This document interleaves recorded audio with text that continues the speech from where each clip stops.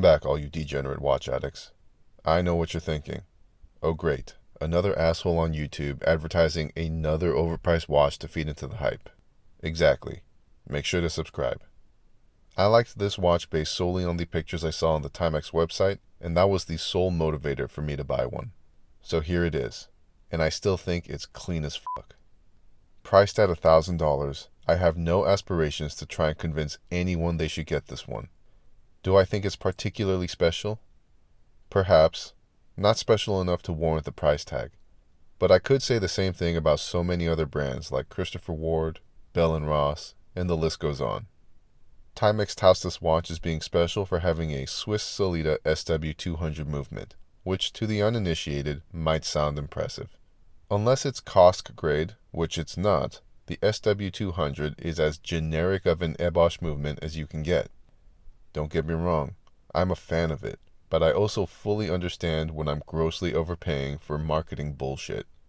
The sapphire crystal is a welcome addition to the Timex arsenal, but just like with Swiss Ebosh movements, these are no longer anything special and should not be the focal point to any kind of price increase.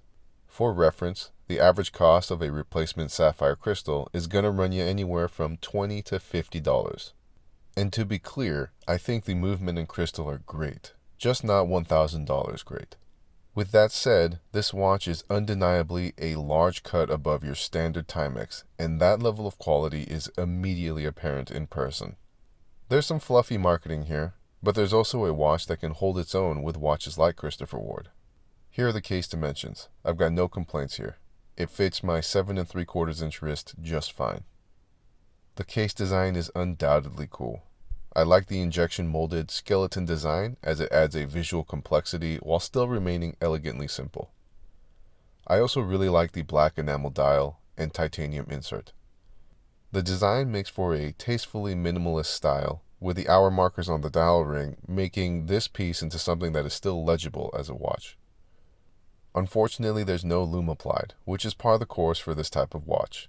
It's a sacrifice one must make in order to have those chrome hands, and it's simply a case of it is what it is. For what it's worth, the hands are easily visible in low light environments. Taking a closer look at the crown, it's sharp looking and fits the case well. The edge jimping and radial brushing is professional. Just like with the case, there's enough going on to look interesting, but not so much that it looks busy. For the caseback, Giorgio Galli opted for a caseback plate instead of a screw-down caseback like in the S1. Personally, I prefer screw-down casebacks, but I have to admit that this looks good. It's also made of titanium. It helps mitigate the overall weight, but there's still a pleasant density from the steel frame. As YouTube's biggest advocate of steel bracelets, I gotta say I'm a fan of this strap.